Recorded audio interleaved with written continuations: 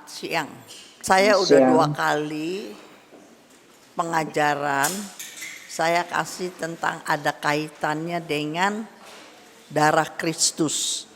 Karena ini pelajaran memang khusus setelah Paskah. Kenapa Allah pencipta langit dan bumi, tebus manusia ciptaannya, dia harus sampai mencurahkan darah. Karena Allah kita Allah yang adil, itu harus ada. Karena Allah kita Allah yang adil, dia tebus nyawa dengan nyawa, itu poinnya. Jangan merembet bahwa darah mengampuni dosa. Udah tahu kita bahwa darah mengampuni dosa. Pertanyaan saya adalah kenapa harus darah? Ini pelajaran yang selalu mau ditanya, ya. Jadi perkataannya Allah pencipta langit dan bumi, Allah kita Allah yang maha adil. Dia sebagai pencipta, dia bisa menghancurkan, mengalahkan ciptaannya pasti. Tapi karena Allah kita Allah yang maha adil, dia mau tebus nyawa dengan nyawa. Nyawa manusia berdosa, nyawanya sudah tergadai sama iblis. Yesus datang tebus nyawa itu. Makanya dia tebus dengan nyawa. Nyawa adanya di dalam darah. Jadi Allah harus curahkan darahnya. Iya, karena di dalam darah ada nyawa. Kenapa nyawa harus tebus nyawa? Karena nyawa kita tergadai sama iblis. Untuk tebus nyawa harus pakai nyawa gitu. Makanya ada lagu, Tuhan tebus kita bukan pakai barang yang fana. Dia tebus dengan darah yang mahal. Kemarin saya baru sampai Imamat 17 ayat 11 kan ya. Iya, sampai situ poinnya ya. Makanya dia turun dalam rupa manusia. Dan dia punya visi harus mati, memang visi dia. Makanya dia bilang kalau mungkin, tapi kalau nggak mungkin cawan ini nggak lalu, karena misi dia memang harus mati, curahkan darah. Karena di dalam darah ada nyawa. Makanya Yesus harus curahkan darahnya untuk tebus nyawa orang berdosa. Maka waktu dia dibawa di meja litostrotos, ditungguin sama si kepala gundul, nyawanya mau diambil, ternyata Yesus yang divonis salib sampai mati orang benar. Sehingga iblis nggak bisa ambil nyawa orang berdosa yang katanya namanya Yesus. Sebab semua orang yang divonis di meja litostrotos pasti orang berdosa. Tapi ternyata Yesus divonis salib tapi dia bukan orang berdosa gitu. Nanti kita belajar semua penghapusan dosa hanya karena darah. Sampai-sampai di perjanjian lama pun korban harus disembelih enggak? Darah juga. Ingat nggak waktu zaman orang keluar sama si Musa, rumahnya yang ada tanda darah dilewatin. Karena penebusan emang dinubuatkan dari zaman dulu oleh darah. Itu kalau saya mau mundur lagi ini bisa nih. Kenapa persembahan Kain nggak diterima tapi persembahan Habel diterima? Kenapa? Apa? Persembahan Habel apa? ternak yang disembelih. Ngerti nggak? Ya jangan bilang habis si Kain kasih buah yang sentet, kagak ya. Dari zaman dulu juga orang kasih yang bagus. Sampai sekarang di Bali orang kalau kasih Tuhannya dewa kan dia kan buahnya bagus. Tapi itu udah lambang dari alam penciptaan bahwa Tuhan suka dengan darah gitu. Darah bicara tentang pengorbanan. Jadi ikut Yesus harus berkorban. Ada nggak ayatnya? Sangkal diri, panggul salib itu pengorbanan, itu penderitaan. Iya, semua. Filipi 1:29 coba lihat. Jadi Filipi itu semua ikut Yesus harus ada penderitaan. Ikut Yesus pasti ada penderitaan, begitu mesti. Jadi kalau orang mau ikut Yesus, mau dilahir barukan tapi nggak mau sangkal diri, nggak mau panggul salib, artinya cepat kesinggung, cepat marah-marah, nggak ada penguasaan diri, itu belum lahir baru, itu belum berubah. Padahal siapa yang ada dalam Kristus adalah ciptaan baru. 2 Kor 5 ayat 17-19. Kan Yesus kasih teladan, mengasihi manusia ciptaannya, dia berkorban abis-abisan, betul nggak? Iya dong, itu karena mengasihi. Jadi kasih yang diajari Tuhan bahwa kita harus mengasihi. Di mana ada kasih ada penderitaan nggak? Di mana ada kasih ada pengorbanan nggak? Ada. Jadi kalau kamu bilang mengasihi anak, mengasihi pasangan, mengasihi sesama, tapi kamu kesinggung, gak mau berkorban, kamu menderita, kamu kecewa, sebenarnya kamu gak mengasihani orang itu, kamu mengasihani diri sendiri. Bisa nangkap gak begini? Di mana ada kasih pasti di situ ada penderitaan. Di mana ada kasih di situ pasti ada pengorbanan, pasti. Jadi kalau mau mengasihi pasangan tapi nggak mau berkorban, mengasihi apa enggak? Tapi kalau mengasihi nggak mau berkorban, mengasihi hitung-hitungan, sebenarnya tidak mengasihi. Itu aja gampang. Ingat nggak dulu saya suka cerita, kalau masih punya bayi, dia nangis terus, kita periksa, kita lagi makan sop buntut nih, lagi makan sop buntut banyak lemaknya. Terus ada anak nangis, kita samperin ke kamar. Tahu-taunya dia buang air besar. Jadi lama ganti popok, dilapin semua, pampersnya diganti. Kita duduk lagi, udah ngendal sop buntut kita. Kita marah apa enggak? Enggak. Karena sedang mengasihi, betul gak? Sedang mengasihi.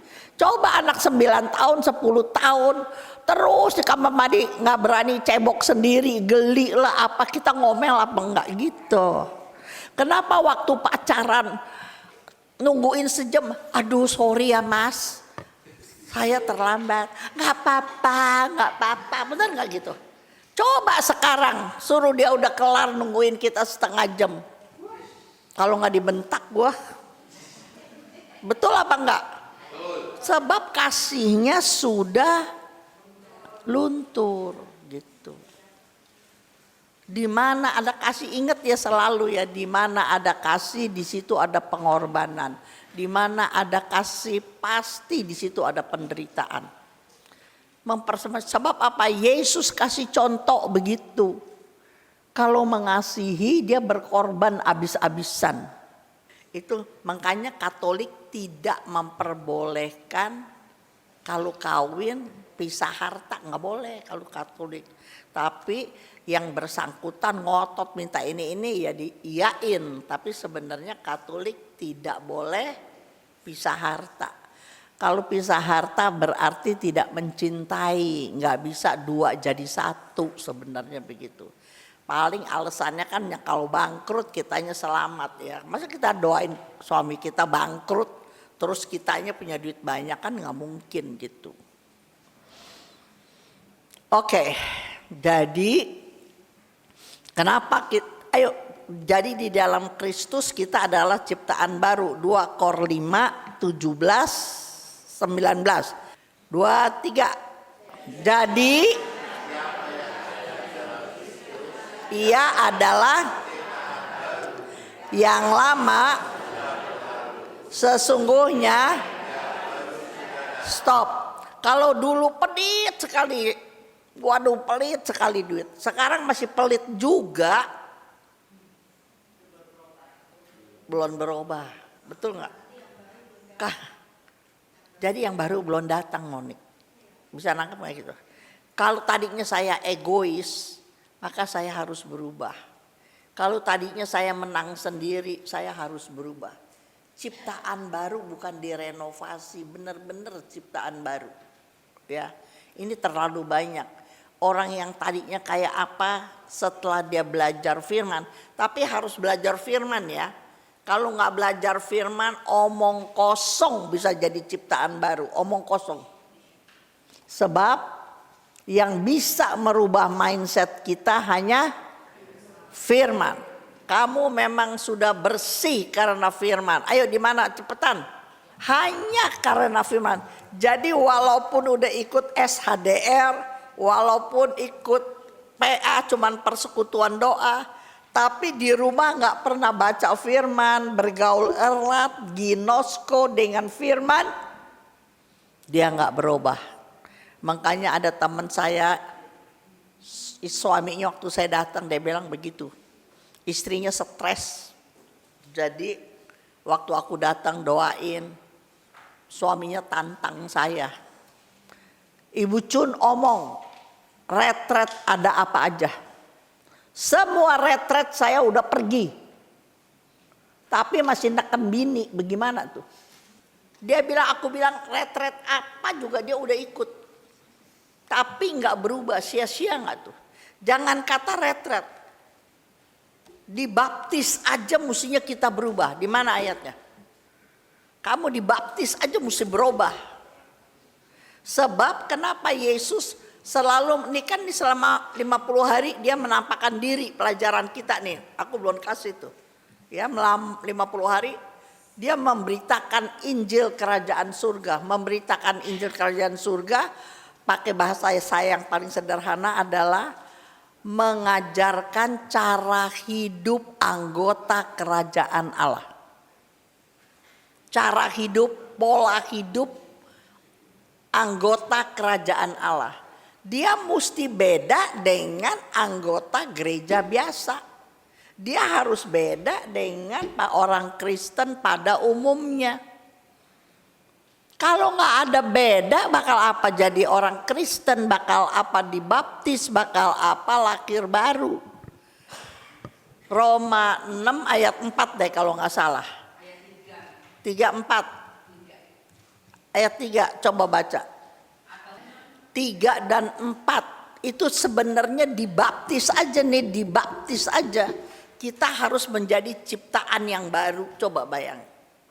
Apalagi kita harus lahir baru.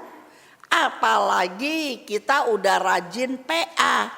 Tapi karakternya nggak berubah, bagaimana? Sampai kapan kalau karakter nggak berubah gitu? Jadi makanya Yesus ada omong tentang anak manusia datang apa? Melayani apa dilayani?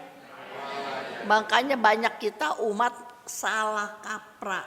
Itu dulu waktu aku masih deket-deket ke Sekina dulu ya.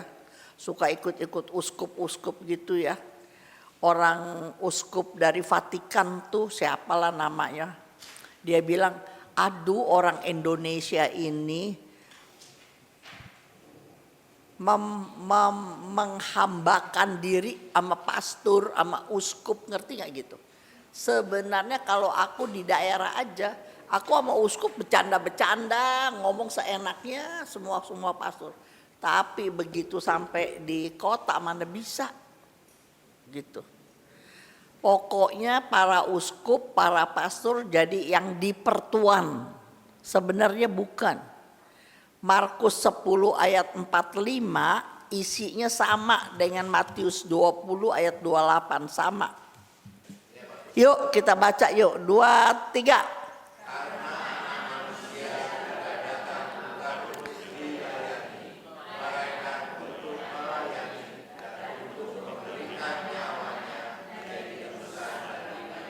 Menderita lagi nggak tuh? Iya. Jadi Yesus kasih contoh menderita sama. Maka saya kasih tulisan begini. Bagaimana dengan kita? Gitu. Jadi orang yang masih mau menang sendiri, sekali lagi ya saya bilangin ya, egoisnya masih kenceng, nggak mau denger nasihat orang, merasa diri paling benar. Udah jadi ciptaan baru apa belum? Tahu. Tepok di sebelahnya, lu udah roba belum? Coba tanya, lu udah roba apa belum? Coba tanyain. Lu udah berubah belum? Gitu udah berubah belum? Jadi sekarang pertanyaan selanjutnya. Kalau dia nggak berubah-berubah, kenapa? Nggak tahu baca firman Tuhan. Kalau baca juga dia mengeraskan hati. Jadi dia nggak taat. Jadi ngomongnya begini nih, gradasinya begini nih. Nggak tahu baca firman. Kalau bilang baca, dia keraskan hati. Kalau dia nggak keraskan hati, ya dia nggak mau taat. Artinya apa? Dia tahu, kita tahu mestinya gimana, tahu. Tapi egonya lebih kenceng. Ngerti gak? Egonya lebih kuat daripada tunduk taat kepada firman. Nah, kalau kamu tahu, dengerin saya ya, coba kamu bayangin, kamu tahu nih ya, harusnya begini, tapi kamu gak mau nurutin karena egonya kuat. Sebenarnya kamu lagi menjalankan kehendak kamu apa kehendak Tuhan?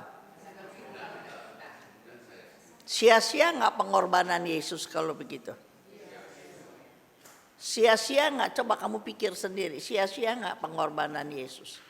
Sia-sia gak kamu baca firman? Sia-sia kamu baca firman, sia-sia kamu doa. Cuman kelihatannya secara jasmani kamu rohani. Waduh keren lu. Aktif lo. Di youth dimana aktif, kemana-mana ikut PA sama si A sama si B. Tapi karakternya tidak berubah. Masih menekan. Masih mau menang sendiri. Gak bisa dinasehati. Itu udah berubah belum? Belum.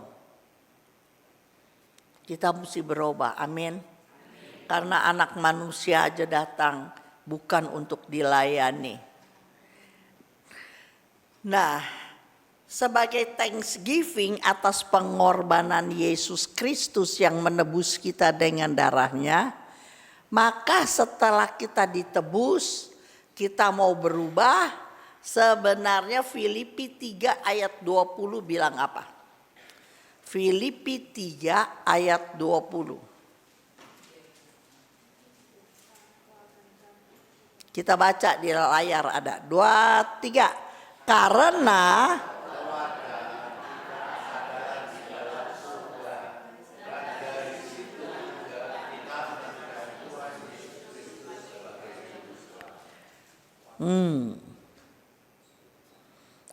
karena keluarga kita di surga. Ingat gak? Yesus salibnya ada tulisan INRI. Artinya raja orang Yahudi. Yesus pernah jadi raja gak? Di mana? Minggu Palem. Catat ya, di Minggu Palem dia jadi raja sehari. Makanya kewarganegaraan kita ada di sorga. Jadi kita mati pulang ke sorga, pulang ke rumah Bapak gitu. Ya. Nyawa kita yang mati, yang ditebus oleh darah Kristus, nyawa ini pasti pulang duduk di sebelah kanan Allah Bapa. Amin. Kita di ini warga negara kerajaan surga ini ya, ingat. Bukannya ini, bukan. Yang jadi warga negara kerajaan surga ini. Makanya Yohanes 14 ayat 2-4, di rumah Bapakku banyak tempat tinggal, betul nggak? Jadi Tuhan Yesus bukan hanya tebus kita dosa, menyertai kita sepanjang kehidupan kita oleh firman dan Roh Kudus sampai kita mati. Dia udah sediain tempat. Mana ada Allah lain yang begitu? Bisa nangkep gak tuh? Luar biasa gak Tuhan kita? Dia tebus kita supaya kita layak, bukan orang berdosa. Ketika kita ditebus, ntar kita besok Senin lagi saya ajarin. Kita ditebus dari orang berdosa, diubah menjadi orang suci, orang kudus, orang benar. Ya, ntar ada pelajarannya itu. Saya kasih semua tentang darah. Jadi kewarganegaraan kita di surga apa? Yang ini, ingat ya, yang ini. Yang tubuh rohani warga negaraan kita di surga, bukan ini. Kalau ini makan secara jasmani kita di mana kita berdomisili atau kita ambil pilihan gitu. 2 Korintus 5 ayat 18. Tadi belum. Dan semuanya ini dari Allah yang dengan perantaran Kristus telah mendamaikan kita dengan dirinya, dengan Tuhan, dan yang telah mempercayakan pelayanan pendamaian itu kepada kami. 19. Sebab Allah mendamaikan dunia dengan dirinya oleh Kristus dengan tidak memperhitungkan pelanggaran saya. Dia telah mempercayakan berita pendamaian itu kepada saya. Tulisannya apa? Tuhan gak ingat lagi segala kelemahan dan dosa saya. Catat. Kalau dosa kita kayak si Petrus, nyangkal Yesus sampai 3 kali, dia gak diangkat jadi paus pertama, betul gak? Tapi karena Tuhan tidak memperhitungkan pelanggaran. Saulus punya dosa banyak. Tapi kalau Tuhan memperhitungkan pelanggaran Saulus, Tuhan enggak ubah dia jadi Paulus. Bisa nangkep enggak begitu? Ya. Saya kalau lihat ini saya bisa omong panjang sekali tentang ini. Simpson terus jatuh sama Delilah. Masuk, matanya buta, masuk di penjara, dorong-dorong batu itu kan. Tetapi dia mau mati untuk Tuhan. Akhirnya dia rubuhin tempat onton. Terus ada kalimatnya begini. Yang mati lebih banyak daripada waktu dia jadi hidup. Coba baik. Tuhan kasih dia tetap natsir Allah gitu. Jadi aku lihat memang benar. Tuhan tidak pernah tinggalkan kita. Di dalam kita merasa doa gak dijawab, Tuhan kemana, kok dibiarkan saya begini? No, dia sedang membentuk karakter kita. Paling banyak orang kalau konseling sama saya poinnya sama. Tuhan gak denger Cun. Saya udah doa, saya udah baca firman, saya udah ikut persekutuan. Kok urusan saya gak beres-beres gitu. Pasti banyak orang ngomong begitu. Kok suami saya gak berubah, kok anak saya masih begitu, gimana sih, saya udah doa, udah segala. Sebenarnya siapa yang mesti berubah? Kita yang mesti berubah. Kalau kita berubah, semuanya berubah. Ingat ya. Apalagi kita lihat nih di PA saya umurnya udah di atas 50 semua. Kalau kamu gak mau berubah sekarang, mau berubah kapan? Coba aku tanya deh. Coba belajar berubah, yang kecil-kecil aja berubah. Satu aja, jangan menghakimi orang aja kalau aku bilang. Ya, jangan menghakimi orang. Sebab Allah mendamaikan dunia dengan dirinya oleh Kristus. 18, pendamaian melalui Kristus juga. Aduh, jelas sekali, tahu nggak? Jadi dia pakai kita menjadi pelayan, dengerin, dia pakai kita jadi pelayan hamba Tuhan tanpa memperhitungkan pelanggaran kita. Luar biasa apa enggak sih, coba deh. Kalau kita yang dipilih Tuhan, hampir semua tokoh-tokoh iman punya dosa, betul nggak? Daud punya dosa, bini orang diambil, lakinya disuruh mati gitu. Kamu sebut siapa aja, semua orang punya dosa, punya kelemahan. Sebagai anggota kerajaan Allah, maka selagi kita hidup di dunia ini adalah waktu untuk kita belajar. Ingat, sebagai anggota kerajaan Allah, Tuhan gak kasih kita mati, Tuhan luputkan kita dari kecelakaan, Tuhan luputkan kita dari penyakit, sampai sekarang Tuhan masih kasih hidup. Sebab hidup di dunia ini adalah waktu untuk kita berubah, untuk kita belajar.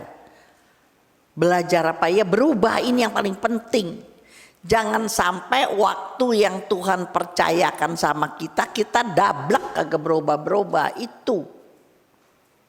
Itu aja. Sebab, nah ini boleh dicatat nih.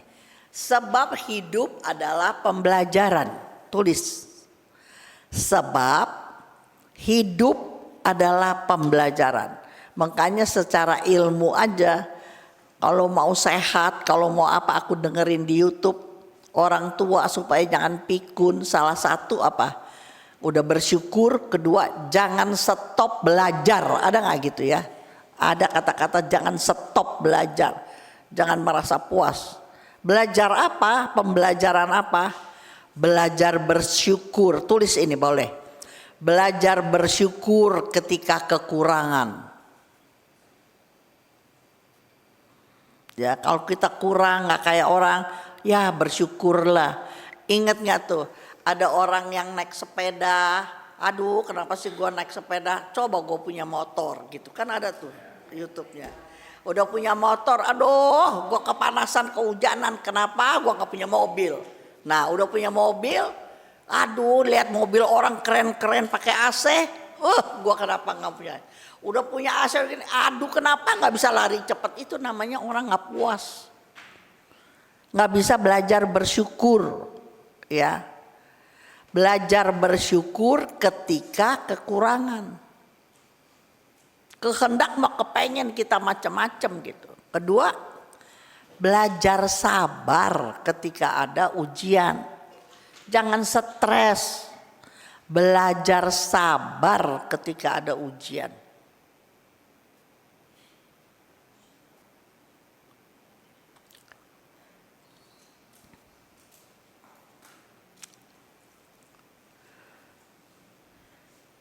Susah apa gampang sabar?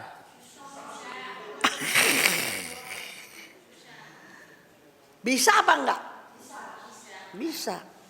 Kan bukan kekuatan kita sabar. Kenapa Tuhan enggak jawab-jawab? Karena kita lagi latihan sabar. Betul enggak gitu? Kalau kita udah bisa sabar, ya udah. Papi ini 2 hari lagi on. Lagi on ngoceh terus, semalaman gue kagak tidur, baru pulas dia bangun lagi, baru gue pulas dia bangun lagi, ajak ngomongnya yang enggak ngomongnya, aduh Tuhan Yesus ini capek banget 2 hari lo lagi on, tong aja. Edson tadinya mau kemari, papi mau ikut, aku lagi ganti ban, kata Edson, enggak mau ikut katanya. Kenapa? Berisik. Coba si Edson bisa begitu. Coba, entar nih papi tahu datang tahu enggak tuh. Ya. belajar sabar ketika ada ujian. Jadi gue sabar, gue jelasin sama papi apa dia kagak ngerti, tahu dia nggak?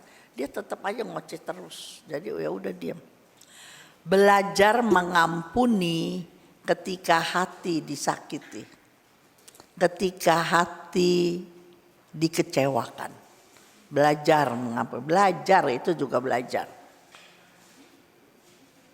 Kalau orang gini, Cun, enak aja Cun, bukan lu sih yang ngalami. Nah gitu, tapi belajar orang pelajarannya, belajar tersenyum ketika dikecewakan. Belajar tersenyum ketika dikecewakan, nggak gampang. Kalau kita nih nanjak nih ya dalam Tuhan kayak gunung, terus kita stuck karena kerjaan, karena apa? Jangan pikir nanti kalau kita mau mulai tinggal naik lagi, ibu nggak bisa. Kalau stuck itu udah pasti mundur, udah pasti. Jadi teman-teman mesti tetap belajar firman. Kalau enggak namanya doang rohani, tetapi kelakuannya rohana tuh. Saya ini masih demen nyetir, saya ini hobi nyetir, paling hobi saya dikatain aku ikut rally segala jago. Ini sejak tua papi nggak boleh aku nyetir, bener-bener aku nggak nyetir, nggak boleh nyetir, apalagi mobil diganti listrik, aku bener-bener nggak bisa nyetir sekarang. Nggak bisa, ngambilnya tuh mau masukin mobil aja lama, bolak-balik gitu. Kalau udah nggak bisa, tau nggak gitu. Jadi semua tuh dalam hidup latihan. Kalau kamu nggak latihan tuh nggak bisa. Lebih baik jangan jadi orang brilian, pinter, tapi nggak mau latihan. Lebih baik latihan biar cuman biasa, tapi terus latihan bisa mengalahkan yang pinter, tau nggak gitu. Oke. Nah sekarang kan kita udah belajar nih, hidup ini adalah pembelajaran. Jadi kita belajar. Tapi kita sekarang yang sudah ditebus oleh darah Kristus, jadi kita mesti sadar kita hidup di dunia jadi apa nih? Coba bayangin. Kita kan jadi nyawa kita digade. Sekarang ditebus sama Yesus. Kita jadi orang merdeka, anggota kerajaan Allah, betul nggak? Jadi kita kan diharapkan menjadi saksi Tuhan, menjadi kepanjangan tangan Tuhan, kaki Tuhan, mulut Tuhan. Kan tuh ada lagunya tuh. Jadi kan, aduh gue nggak bisa nyanyi sih jadi orang. Seperti hatimu, jadikan aku kaki seperti kakimu, mulutmu, tanganmu gitu kan.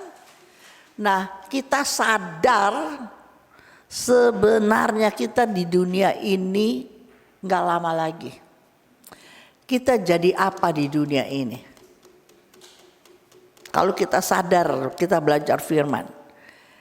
Aku lihat dulu dari perjanjian lama aja udah ada. Sejak perjanjian lama sudah diingatkan hidup kita di dunia hanya sementara. Coba bayangin. Banyak orang yang egoisnya, yang sombongnya keterlaluan, itu dia nggak tahu kalau hidupnya cuma sementara gitu loh. Bisa nangkep nggak gitu? Kenapa aku suka, kan aku udah cerita bolak-balik lah kalau gitu ya. Apa yang nggak kepake, apa yang jaga, saya udah siap-siap kalau saya mati, berantem sama orang, darah mendidih-didih, wah pembuluh darah pecah mati. Matinya lagi sakit hati sama orang, matinya lagi nggak bisa ngampuni orang, nyawanya pulang kemana? Esther, dia gitu. Tapi kalau kita udah sadar, udah lahir baru, ciptaan baru, maka kata Mazmur 39 ayat 13. Mazmur 39, ayo lihat aja di sini, lihat di papan, 2, 3.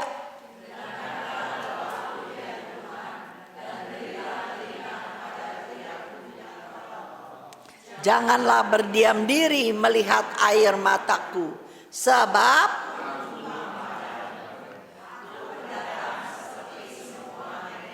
aku cuma numpang.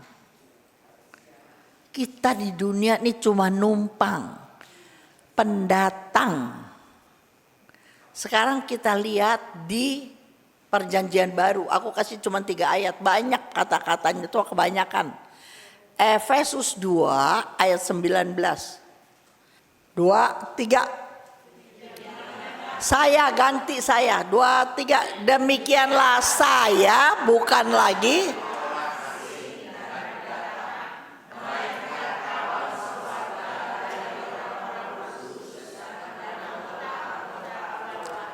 sebab kerajaan kita sekarang di mana? Sorga. Kan tadi gue udah berdiri ajarin. Secara jasmani kita warga negara Indonesia. Tetapi ketika kita menjadi ciptaan baru, satu hari kita mati, warga negara kita ada di sorga. Amin gak tuh? Kalau namanya pendatang, namanya orang asing, mesti pulang gak? Mesti pulang. Di Bali banyak orang asing, satu hari dia pasti pulang gitu. 1 Petrus 2 ayat 11. 1 Petrus 2 ayat 11.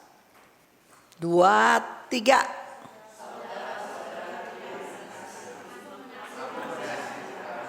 Supaya sebagai pendatang dan perantau saya harus menjauhkan diri dari keinginan daging yang berjuang. Nah, coba perhatiin nih. Aduh, ini bagus sekali. Tubuh kita ada 2. Secara roh jiwa kita harus taat kepada firman, kan tadi kata si Vincent. Ini harus taat kepada firman. Saya dulu ya sama si Puspo tuh ada apa sih yang begini-begini tuh apa sih? Apa tuh?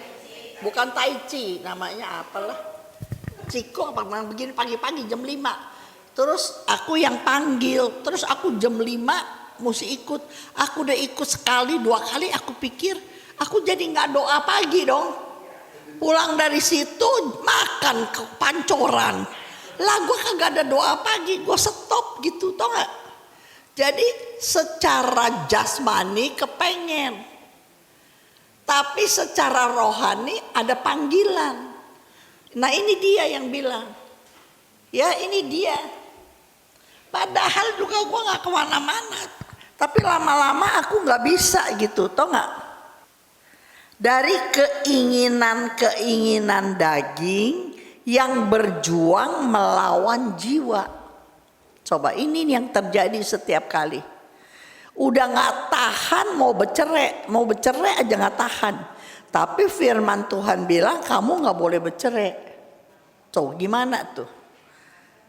Ya, gak boleh ngojelekin orang, gak boleh menghakimi orang. Tetapi kenyataannya kalau ngegosip enak ya. Kalau nggak gosip tuh ngomongin orang enak gitu, pengen tahu gitu. Nah ini dia, kamu garis bawahi, kita harus menjauhkan diri dari keinginan daging yang berjuang melawan jiwa. Jiwa kita mau taat kepada firman Tuhan, jiwa mau taat. Tapi hati ini kagak kuat, greget, udah kepengen menteriak, tau gak gitu, ada gak? Gitu. Tapi kita harus menang. Hari-hari ketika kita diuji, mana yang banyak kita kasih makan? Jiwa. Kalau jiwa yang kita banyak kasih makan, maka jiwa yang menang. Betul gak Ika? Iya. Tapi kalau kita nggak males doa, males baca firman, yang menang daging. Udah itu aja, gampang kok jawabannya. Tapi kalau cuman buka kitab suci di PA doang, daging yang menang. Gitu. 1 Petrus 1 ayat 17. 2, 3. Saya. Dan jika saya menyebut Tuhan adalah Bapa, Dia yang tanpa memandang muka, maka hendaklah saya hidup dalam ketakutan. Coba bayangin ya, kita numpang di rumah Kurnia, tapi kita mau semau gue. Kurnia punya villa di puncak. Terus kita datang, kita kan sebenarnya numpang, bener nggak? Kita kan pendatang, tetapi kita maunya di rumah di villa Kurnia semau kita. Tempat tidur nggak diberesin, habis makan nggak diberesin semua. Maka dia bilang hiduplah kamu dalam ketakutan, bukan ketakutan takut apa. Hati-hati, kita cuma numpang. Sebab kehidupan di dunia yang menentukan satu hari kalau saya mati, saya pulang ke sorga apa ke neraka. Amin gak? Kehidupan saya di dunia inilah yang menentukan.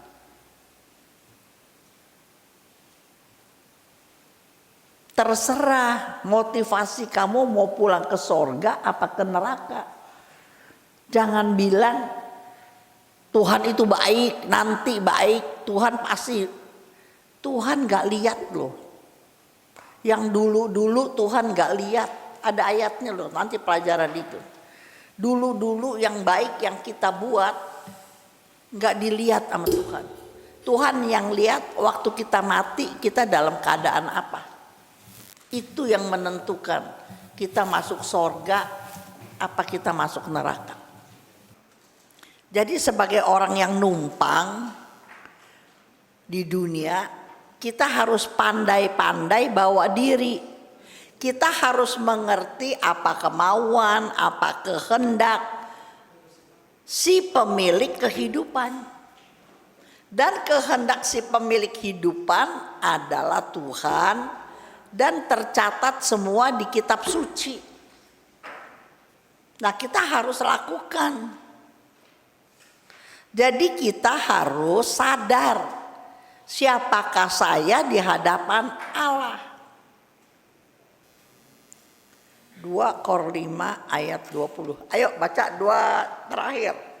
Jadi